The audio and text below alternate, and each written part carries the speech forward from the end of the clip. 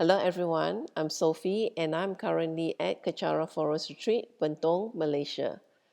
And as you can see behind me, that's the statue of Lady Raja Yogini and also Lord Manjushri. And this is the book I'll be reading from by my guru, His Eminence the 25th Sam Tuku Rinpoche. Nothing changes, everything changes. I'll be reading from page 18 on the topic of why I make myself unhappy. As usual, I will go to a picture to share with you before I start reading. There you go. Okay, page 18. Why I make myself unhappy. Transformation today will create new ideas about us tomorrow. If we have difficulty with certain people in our lives or certain situations, or if we are not doing anything and we are accused and people say things about us, or people have a certain view about us, we have to ask ourselves, what did we do to create that misconception? If people think we are lazy, if people think we shirk responsibility, have we done that? If we have, we remain silent and change. If we haven't, instead of trying to justify what we've done, we should realize by the power of cause and effect that we have created this in previous lives. That habituation started somewhere, whether a year ago, 2 years ago, 3 years ago, or a lifetime ago, or 10 lifetimes ago. It started somewhere. So people's preconceptions about us come from the way we have reacted in the past to experiences. And the way we react to experiences and how we talk and how we do things are the notions, reputation, conceptions that people put on us. And then even people who didn't meet us, they'll spread your reputation out and add things to it and even increase what they say about you. So we have two ways. We can spend the rest of our lives defending ourselves and putting all our energy into telling people how right we are and how we are misunderstood, but not put our energy into transforming ourselves. We only have a certain amount of energy and a certain amount of time. So if we put all our energy and time into explaining and justifying, then by the end, yeah, we justified ourselves, but we have no result. If we are into material things, we have no car, we have no apartment, we have no partner, we have no friends, everybody has abandoned us, we are alone. Even the people who try to help us, we alienate them. This is on a worldly level. On a spiritual level, when you die, maybe you get a good life, maybe not. Think. So if we have so limited an amount of energy and time, wouldn't it be better to put this into transforming ourselves so that the preconceived ideas about us will slowly crumble away? It won't be as fast as if we talked directly, but it will be more effective and longer lasting. And how do we transform ourselves now? It's by learning the Dharma. Learning the Dharma, contemplating, listening to Dharma teachings, meditating, contemplating and putting that into our lives and creating a transformation. And that transformation today will create the new ideas about us tomorrow. I had a lot of difficult experiences as a child, a lot of horrible experiences, physical and mental. Lots and lots of horrible physical abuse and mental abuse as a child. I choose to use those experiences to not create a further reputation for myself. I will not take the anger towards me and put that anger towards others and to damage others, but I choose to take that anger to realize that I did something in a previous life to get that. Therefore, I accept it. By accepting, letting go, and forgiving, I purify that karma. It's done. That karma is used up. I can't use it anymore. It's like a paper cup or a paper plate. Once I've used it, I can't let the person use it again. Sorry, I can't let the other person use it again. It's done. But if I harp on it, I focus on it, I use it again and I do it again, and I think about it and I do negative things in relation to it, or I justify my actions by saying that it came from the fact that I was hurt and abused, no one at the end will accept that anymore. In the beginning, for 1 or 2 sessions, but not at a continual basis.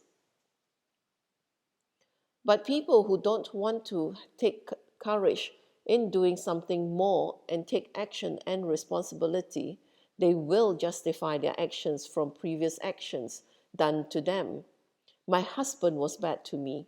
My wife was bad to me. My husband cheated on me. My wife lied to me. My mother was bad to me.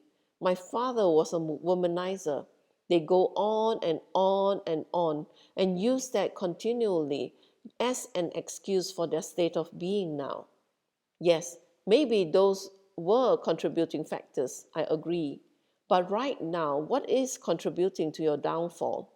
Right now, what is contributing to your lack of knowledge and your justifications? What is it that you're doing now? So, if those experiences can lead to what you are now, your experiences now can lead to what you will be tomorrow. So, in the past, you may have had a rotten husband that cheated on you, that lied to you, and therefore you are out in the cold and you have to work like a slave.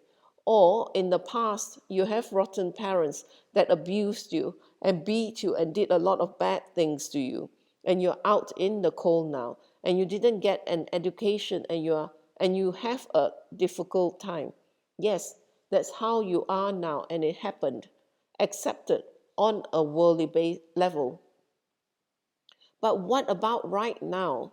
You can't live the rest of your life based on what happened to you and use that continuously. You can't, because that is your grasping and holding on to a projection, to something that happened to you and not letting go. And you're still creating karma from that event. For example, my parents were very against me practicing Buddhism. They wanted me to go to college. They wanted me to get married. I already had the girl settled because that's their way.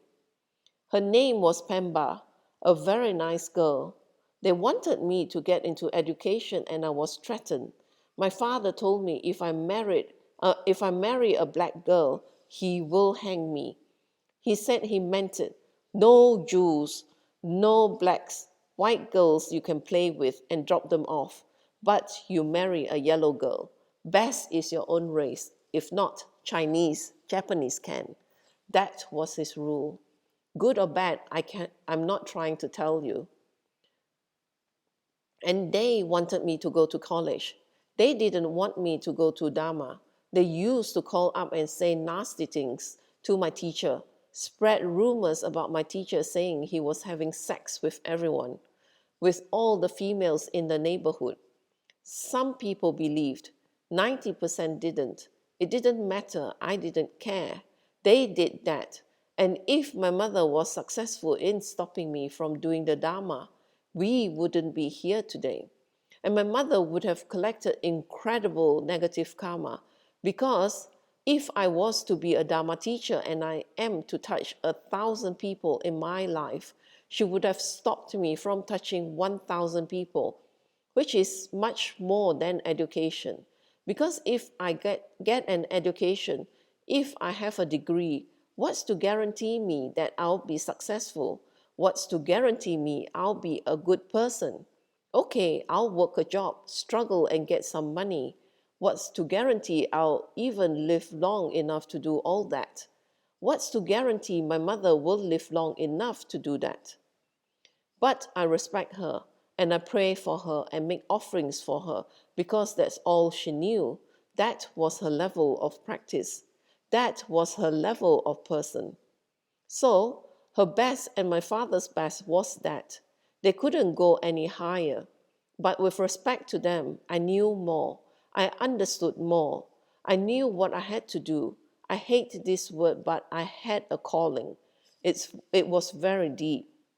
So I resisted, I fought, I ran away. I ran away from my parents a lot, and I hurt my stepmother and stepfather tremendously because I wanted to do the Dharma. But I took courage because I didn't do it to hurt them. I did it because I knew what I needed to do. So when we stop people from doing Dharma, if it's real, it's genuine, it's incredible karma. When I was very young, I was told by my nanny that at the age of 7 months, they already recognized me as a reincarnation. They've already put the golden robes on me, literally. But my mother refused. My real mother at that time refused for me to be enthroned. He told the monks who came to take me to the monasteries, if he's a real Rinpoche, when he grows up, he'll find his way. If I put him in now, I don't know if he'll go right or wrong. Don't know if what you guys are saying is right or wrong. But when he grows up, he'll go the right way. I was angry at that time when I was younger, when I heard this. But now I understand. My point is this: whatever happened to us right now, yes, is based on something that happened in the past.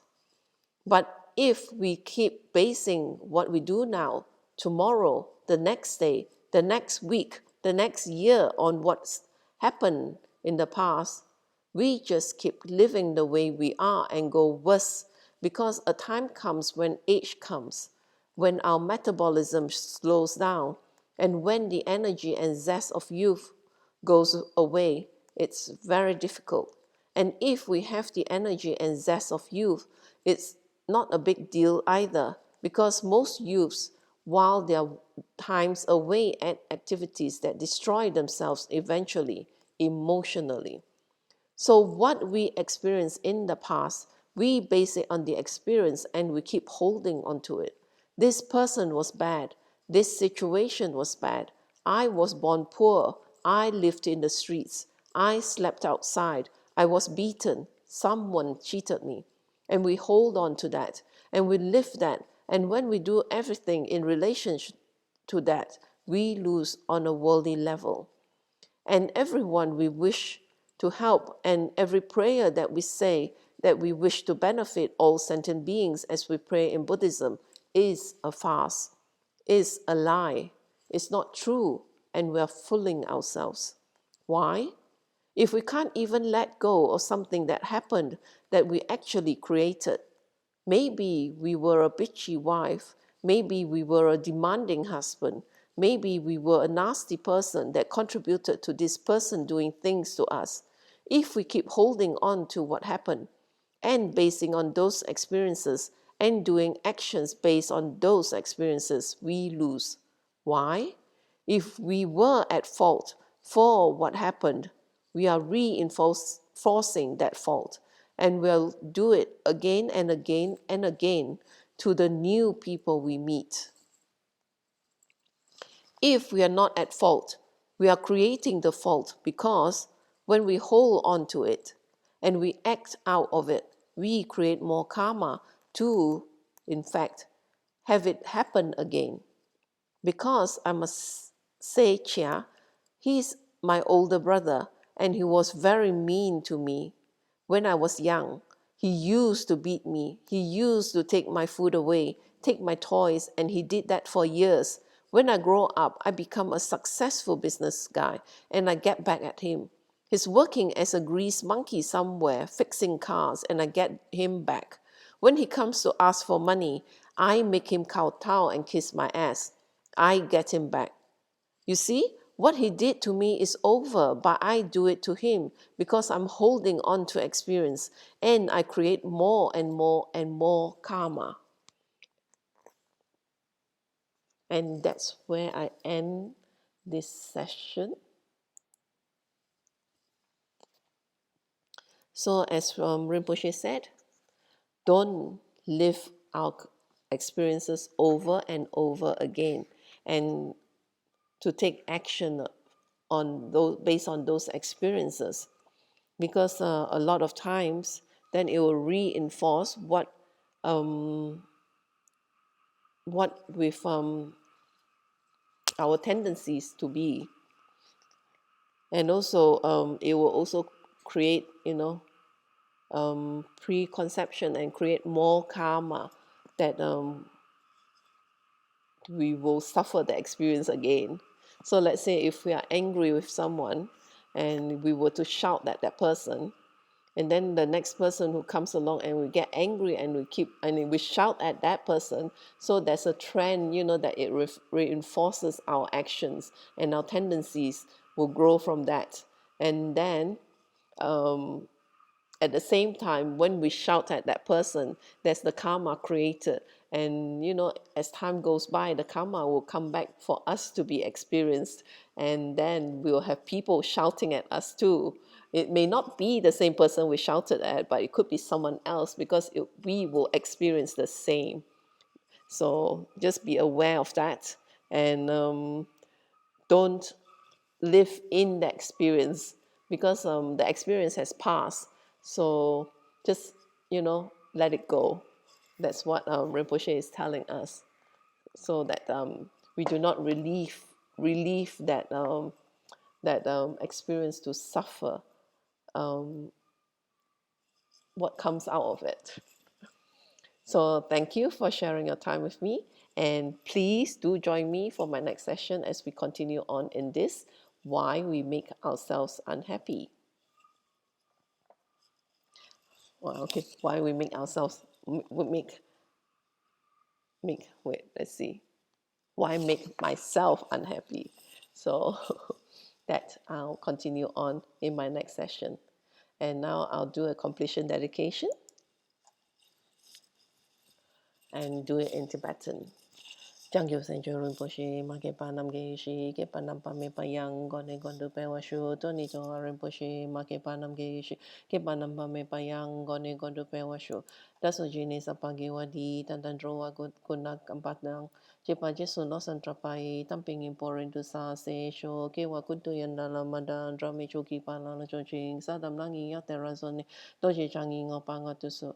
Gewadi yududa lama sangyo droyone drowa chikia malupa de isala gopashu choki kia posongkapa chosu nampa pewala keki samasi wadang tungki malu sangwasho.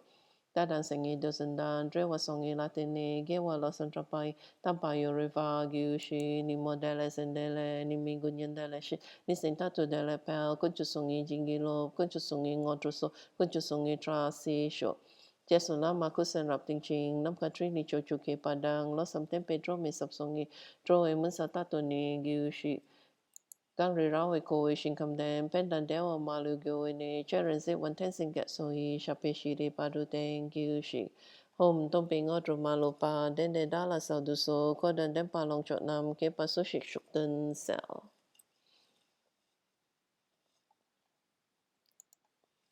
Thank you, and hope that you join me for my next session.